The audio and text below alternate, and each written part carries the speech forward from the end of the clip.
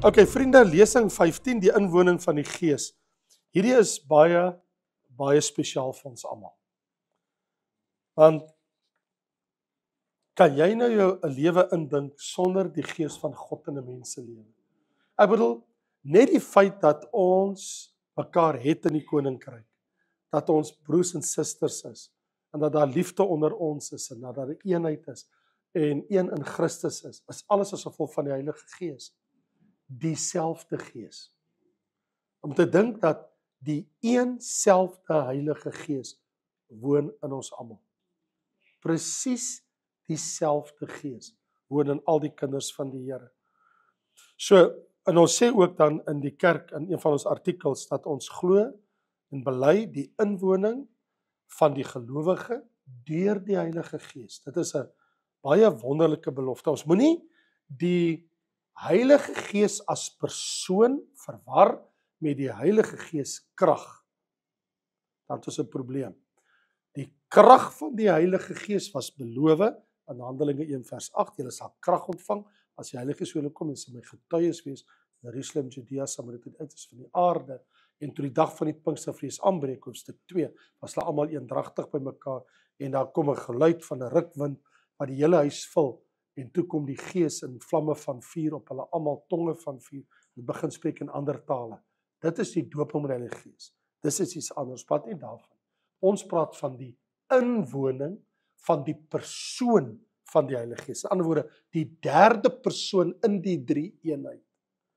En as jy nou wil glo of nie, my een tafel by die huis het ek nou betrek daar, en ek het my vrou gesê, by hierdie tafel word nie geëet nie, hier word net gewerk.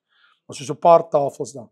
Toe het ek nou al my jare se navorsing van 42 jaar op die tafel gaan uitpak, om my boek hierdie jaar klaar te skryf oor die Heilige Gees, die persoon en werk van die Heilige Gees. So ek wil vreeslik graag kyk, of kan ek hierdie jaar klaar maak met 'n nuwe boek, en dit gaan net oor die een persoon van wie die minste gepraat word. En dis die Heilige Gees. 'n Boek oor hom. So ek is nou besig daarmee. Ons het klaar die uiteensetting en ek het hom by span gesit. Ons het al die vergaderings gehou en Wessel en almal, en hulle het my nou die taak opgelê en gesê hulle soek by my nog een nuwe boek. Nou weet ek nie, maar as ek net kan tyd kry om net klaar te maak. Maar hierdie is net 'n klein opsommender lesing. Die boek sal hopelik voor die einde van die jaar klaar wees, en dan sal dit nou 'n ander saak wees. Kom ons praat oor die feit van die inwoning van die Heilige Gees. Dit is mos wanneer ons praat van die skrif wat ons leer, dat die Heilige Gees woon in ons. Né? Ek vra 'n vraag. Het die Heilige Gees gewoon in mense in die Ou Testament? Natuurlik moes hy, want as hy nie in hulle gewoon het, was hulle nie gered nie. Jy kan nie gered wees sonder die Heilige Gees nie. Kom ek vra jou 'n ander vraag. Johannes 3, waar Jesus vertel van wat uit die vlees gebore is vlees, wat die Gees gebore is Gees, en hy sê, as iemand nie weer gebore word, kan hy die koninkryk van God nie sien, hy kan nie ingaan nie. Vir wie het Jesus dit gesê? Vir 'n man met die naam van Nikodemus. Het die gesprek voor of na die kruisiging plaasgevind? En wat het Jesus vir Nikodemus gesê? Jy is die leraar, die professor van alle professors in Jerusalem. En weet jy die dinge nie? Jy wat die leermeester van die hele volk Israel is. Jy's die professor van almal. Hy sê nie vir hom jy's 'n rabbi nie. Hy sê jy's die rabbi hier in Jerusalem. En leer jy nie die mense nie? Hy sê Nikodemus, hoekom weet jy dit nie? En hy sê, maar ek verstaan nie. Jesus sê wat in die Gees gebore is Gees. Jy moet weergebore word deur die Gees. So ander woorde, wanneer die Heilige Gees in my kom woon, is ek wedergebore. Sonder dit is ek verlore soos 'n klip. Beteken dit vir my niks nie. So die Bybel is baie duidelik in Johannes 14, wanneer Jesus ook verwys dat die Heilige Gees op 'n baie unieke, besondere manier, die Heilige Gees waarna Jesus verwys hier, bedoelende soos wat dit nou gaan gebeur nadat hy aan die kruis gesterf het. Hy sê, ek gaan my Vader bid, en hy sal vir julle die trooster gee om by te bly tot in alle ewigheid. Die Gees van die waarheid, wat die wêreld nie kan ontvang, julle ken hom nie sien, hy sal by julle bly en in julle wees. So wat Jesus sê, ek stuur hom vir julle in die kapasiteit dat hy gaan julle trooster wees. Hy gaan julle troos wanneer ek gaan weg. Nou al wat hulle ken is Jesus vir 3,5 jaar. En hy sê die trooster sal by julle bly, hy sal by julle bly tot in alle ewigheid. Of soos wat ons sien in Efesiërs 2 vers 22. Hierdie is baie belangrik om dit te verstaan. Waar die skrif vir ons sê, in wie julle ook saam opgebou word tot 'n woning van God in die Gees. So die vraag is, woon die Heilige Gees in die kinders van die Here? Ja. Woon hy in sommige kinders van die Here? Nee, hy woon in almal. En almal in wie die Heilige Gees woon, is kinders van God. Sonder die Heilige Gees kan jy nie 'n kind. In die Bybel verduidelik in Romeine hoofstuk 8, dan leer die Bybel vir ons, sê vir ons, almal wat deur die Gees van God gelei word, die is kinders van God. Hy sê vers 9, naamlik die Gees van God wat in julle woon. As iemand nie die Gees van Christus het, die Gees wat hy gestuur het, behoort hulle nie aan hom nie.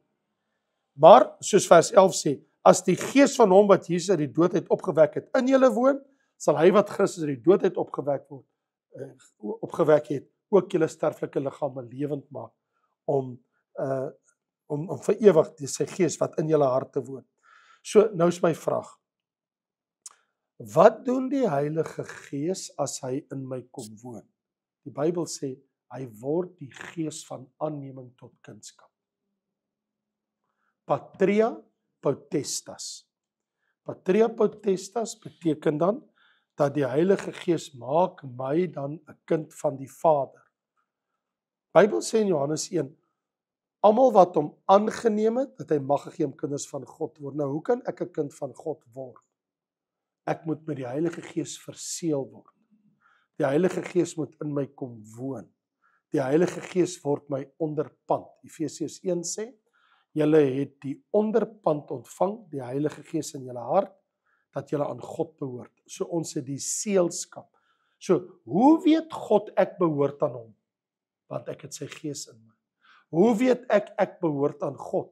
Ek het die Gees, want hier staan, die Gees getuig saam met ons Gees, dat ons kinders van God is. So watter Gees het ek ontvang? Vers 15 van Romeine 8. Julle het ontvang die Gees van aanneming tot kinders, deur wie julle roep, Abba Vader. Beteken, Abba Vader, beteken my hemelse Papa. So ek het die Gees ontvang as aanneming tot kinders. So God het my aangeneem om sy kind te wees. En hy het my deposito gegee. En die deposito wat hy gee, hy het die Gees in my gegee. Wat beteken, eendag kom die volle betaling. Die volle betaling is, wanneer ek my verheerlikte liggaam kry. Intussen tyd, leef ek en jy in 'n aardse liggaam, hy word siek, hy gaan dood, hy kan begrawe word, dit is stof. Maar die belofte is latent, hier binne in my. Omdat die Gees in hierdie liggaam woon, en hy my ken en weet wie ek is, sal hy eendag hierdie liggaam uit die doodheid opwek. So, as dit kom by die gelowige, weet ons, dat by wedergeboorte, betrek die Heilige Gees sy inwoning in die gelowiges. So ek nou vir jou vra, het jy die Gees van God in jou? Dan moet jou antwoord wees, as kind van God kan ek sê ja, want God het my aangeneem om sy kind te wees, omdat ek Jesus as my saligmaker aangeneem het God my aangeneem. Ek het die Gees van aanneming ontvang. Aanneming. So dit beteken ek behoort aan iemand anders, ek behoort aan die Here.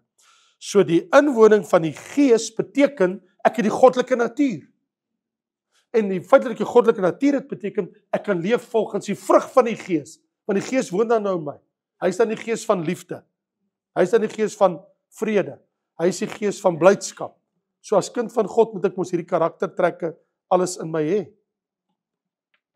Begryp jy dat deur die inwoning van die Heilige Gees in my en jou hart, vorm dit dus die grondslag vir 'n geesgevulde lewe.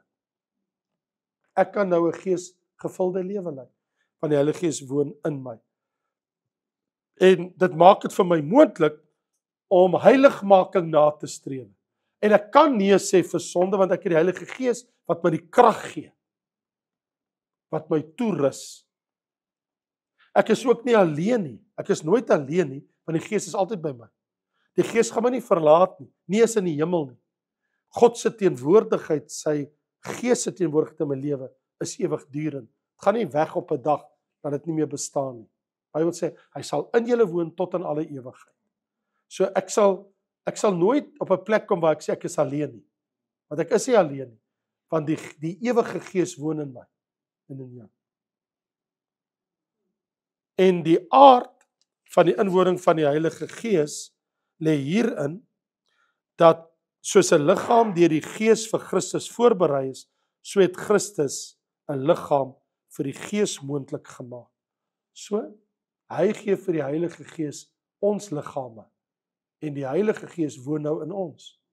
Ons behoort aan Christus, nou behoort ons aan die Seun en die Gees. En wat nog meer is, Johannes sê, Jesus sê dat die Vader en die Heilige Gees en hy sal in ons woon. Ons sal kom woon en by hom kom woning maak. So in werklikheid kan ek sê dat God drie-enig woon in my hart. Hy is my Vader, ek kom tot hom roep my Vader in die naam van Jesus deur die Heilige Gees. So, hoe is my gebedslewe? My gebedslewe is ek kom tot die Vader, ek gaan bid tot my hemelse Vader, Abba Vader, en ek kom na hom nie in my naam nie, maar ek kom na hom in die naam van Jesus Christus, sy Seun, in die Gees. So, in en deur die Gees kan ek tot die Vader kom in die naam van Jesus. So, al drie is betrokke in my lewe. En die Heilige Gees in my lewe beteken eerstens eienaarskap. Want 2 Timoteus 2 vers 19 is baie aangrypend. Daar staan, die fondament staan vas met hierdie seël, die Here ken die wat syne is. Hy ken ons. So, God is my eienaar. As die Heilige Gees in my hart is ek God se eiendom. Ek behoort nie die duiwel nie. Ek behoort aan die Here. En dit is 'n afgehandelde transaksie terloops, as jy dit nie geweet het nie.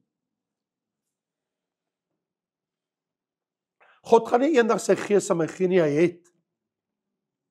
Dit is iets wat eendag gaan gebeur, dit het klaar gebeur.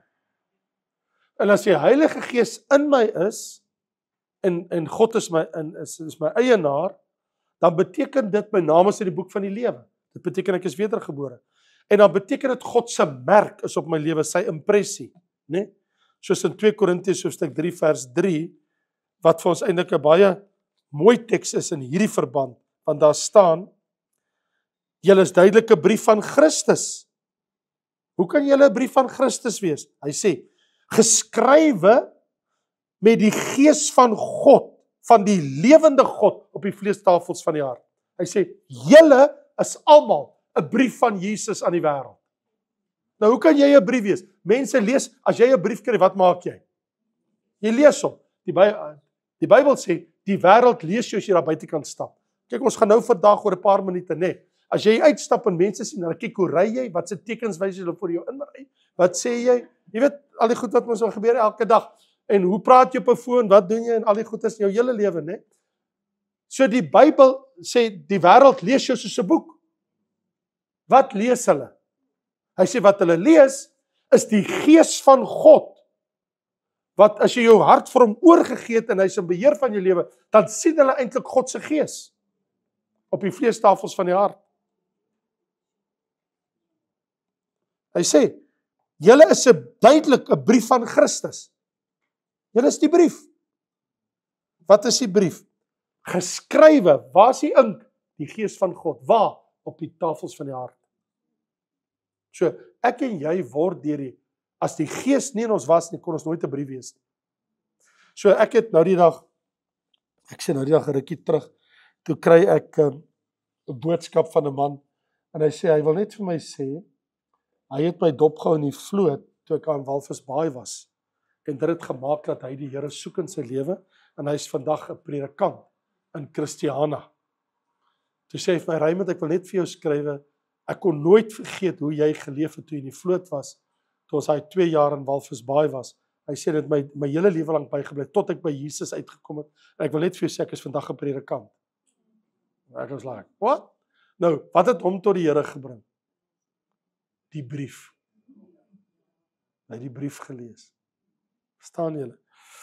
So dit was nogal vir my verrassend.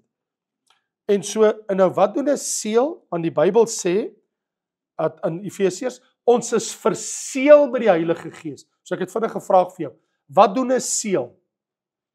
In die ou dae het 'n koning met sy seelring in die waks gestamp en as hy dit wegvat, net die koning se ring se embleem sit daar. Dan weet almal die koning het gesê dit is wettiglik. En die Bybel sê dat die Heilige Gees is die impressie van God in my lewe. Jy's myne. Ek en jy behoort aan die Here. So ons is gered, ons is gevul met die Gees. Hy het vir ons sy onderpand gegee. Dis so ek en jy weet dat ons behoort aan die Here. En natuurlik sonder die Heilige Gees is ons nou onmoontlik om te bid en na God toe te gaan. En nou weet jy wat, ek wil afsluit met hierdie wonderlike woorde. Die Bybel sê in Romeine 8, ons kom nou aan die einde, maar wat doen die Heilige Gees vandag in my lewe? Behalwe dat hy my lei, Jesus sê as hy kom, hy sal jou lei, hy sal jou leer, hy sal jou onderrig, hy sal jou herinner, hy sal die wêreld oortuig. Maar hoor hierdie mooi woorde. Ten slotte in Romeine 8, vers 27 en 28. Eintlik maar van vers 26 af. Die Gees kom ons swakhede te help. Hy weet ek en jy het maar baie swakhede in ons lewe. Ons weet nie eens reg hoe ons moet bid nie. Maar die Gees self tree vir ons in met onuitspreeklike sigtinge. Hy roep ook tot God. Hy wat die harte deursoek, weet wat die bedoeling van die Gees is, omdat hy ooreenkomstig die wil van God vir die heiliges intree. So om te dink dat die Heilige Gees begeer dat God se wil in ons lewe volbring word. Dit wil hy in ons almal se lewe bring. Amen.